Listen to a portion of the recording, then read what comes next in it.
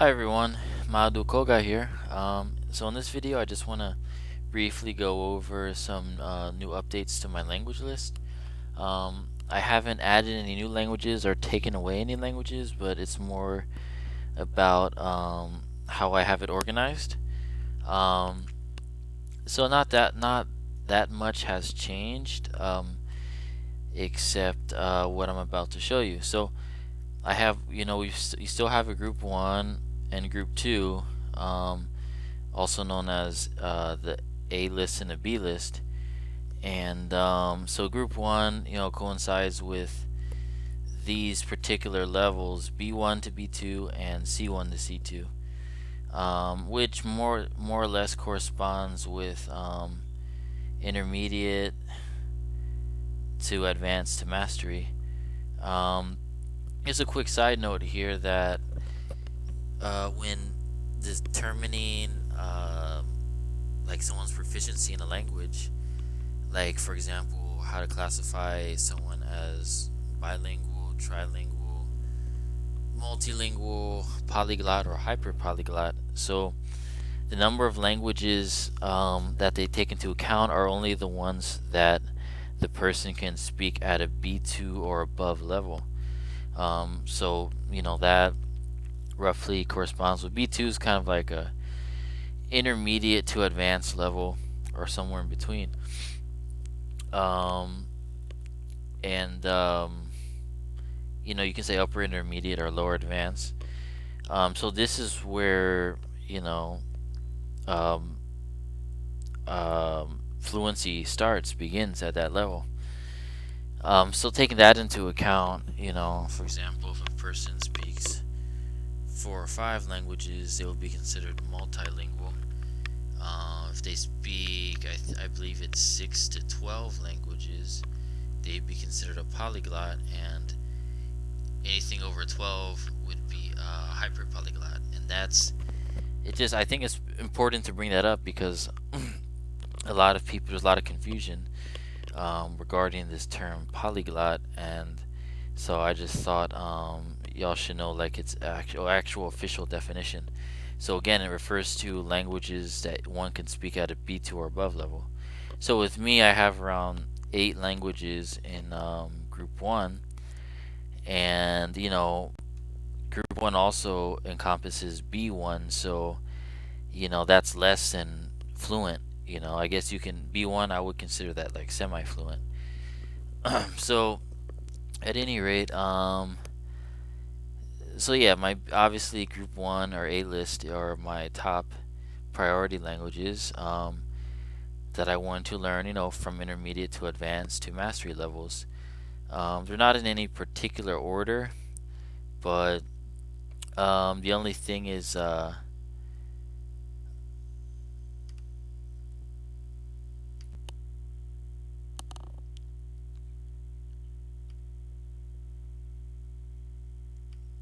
yeah. So the only thing is that I have these two first, and I'll tell you why in a second. But basically, um, so the way, so basically how I determine,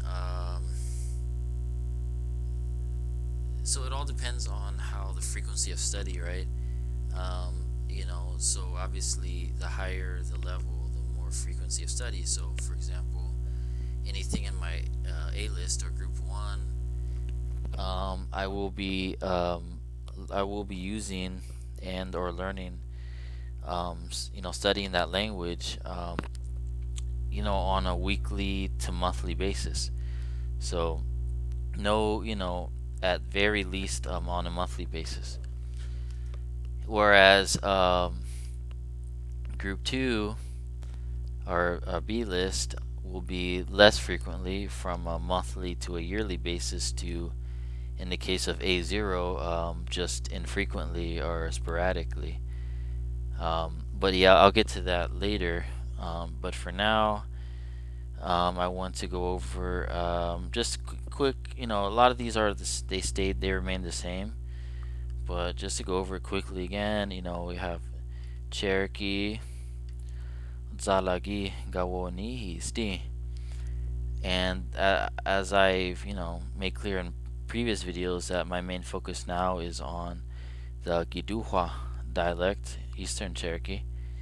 Then we have Island Arawak, Kairinye, which consists of two different variants. We have Tainoyeri, which I kind of went over in a previous video, Yukuahiakoni or Yukunye, and Garifuna, Arienguni. Um, so I have these two. Uh, they're kind of my de facto unofficial like main two languages, I guess you would say. I don't want to get too much into the reasoning in this video, but basically, it's a combination of a personal connection and just a need, because these languages are struggling compared to the rest in my group one. So yeah, a combination of those two factors. But I could go further in. I can go further into that topic, but I won't for this video. Then of course we have Arabic, اللغة العربية. So my main focus for Arabic are modern standard Arabic, al-Fusha, Sudanese Arabic, and Levantine Arabic. Then we have Mandenka. So the focus the variety I'm going to be focusing on, or that I have been focusing on, is Bamana Jula, which are the varieties of Mali and Ivory Coast, respectively. And a secondary focus on standard literary Malinke, or Kangabe, this is basically what is used to write with the Nko script, and it's based off of standard Guinean Malinke, which is in turn based off of the variety focused around Kanka in Guinea, Eastern Guinea. Then of course we have Kiswahili. My main focus is on Swahili proper, like continental Swahili. And I also might have a secondary focus on Comorian, which technically isn't Swahili, but it's Swahili-like. I would say it's kind of comparable to Spanish versus Portuguese. Shikomori. So you can argue that Comorian encompasses various languages within it. But I have yet to I haven't gone deep into it yet to make that to come to that conclusion myself. But my main but I'm leaning towards the Shimaure variety. So this is spoken like in the Comoros Islands and Mayotte. Then of course we have Yucatec Maya Tan. So with this, Yucatec Maya proper, as spoken in the Yucatan Peninsula, is my main focus, with a secondary focus on southern varieties like Itza, Lacandon, and Mopan, and also literary Cholti, which deserves its own video, but I'll just leave it at that for now. Basically, it's just it's the language. It's supposed to be what most of the Mayan script was, the language it was written in. Or I'm sorry, the language of most of the Mayan inscriptions in the writing was in Cholti, an old form of Cholti. Alright, moving on to Hausa, Harshan Hausa. Yeah, this one's pretty straightforward. My focus is on the Kano standard. Then Igbo, which I'm actually going to be starting next year. I plan to.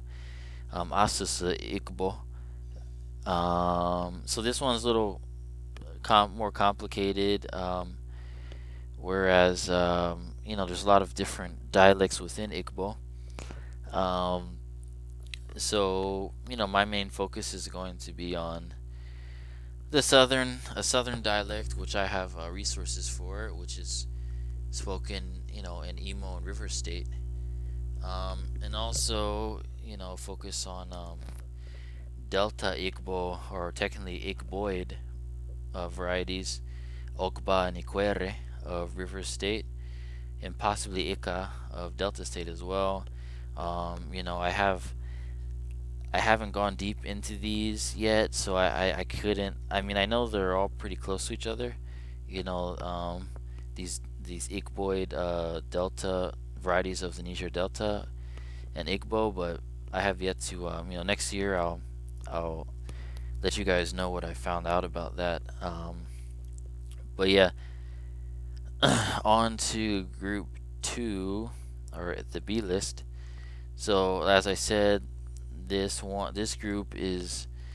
Oh yeah, one more thing I forgot to mention. The reason I have it organized this way is because languages, your level in any language always fluctuates. It's never gonna stay at one level. Even your native language, it's there's always going to be like a base level and a peak level, right? So that's why I kind of give myself that wiggle room, because with a lot of these languages, it depends on the frequency of use, obviously, and other things. So that's why I just have a range of where I kind of want them to go in between, if that makes any sense. Um, so with so with group two, the range is A0, which A0 is basically it's only knowing a few words and phrases here and there. Nothing substantial. I could hardly call it learning. It's more like just having fun, playing around with the language. No zero effort. Um, then A1's a little more involved. You have your basic phrases, the short sentences, but very limited interaction in general. Then A2, this is kind of getting into lower intermediate territory. Um, so it's like I would call it basic conversational, complete sentences. Um, so I have group two divided into three categories. There's 12 languages in group two. Um, so they're divided into three groups of four. The first group, colored in orange, are ones that I want to achieve at most an intermediate level in. So it's like the upper echelon of group two. So here you have Mohawk, Ganyang Geha, Tzotzil, Batikop, Kiche, Katsikhopal, and Baniwa, which I further have divided in. Baniwa is kind of complicated internally. It's a dialect cluster like Igbo. So the particular variety I picked is sometimes called Kuripako, but technically it's northern Baniwa, specifically the Ehe, Kenim, and Ohokaro dialects, also known as Vakwe. That's what they call their own language. And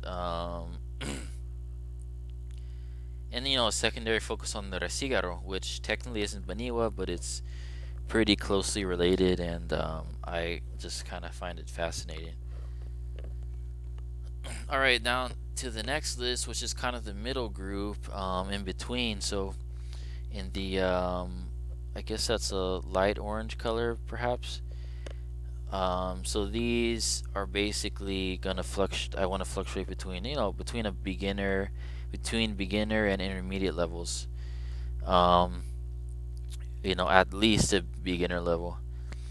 So here you have Tikuna. I don't have its endonym yet because I'm still trying to figure out what it is, the tones and all that. Even if I knew it, it'd probably take me a while to get it right. Um, and then we also have Tupi Guarani, Avanye, Abanyeenga.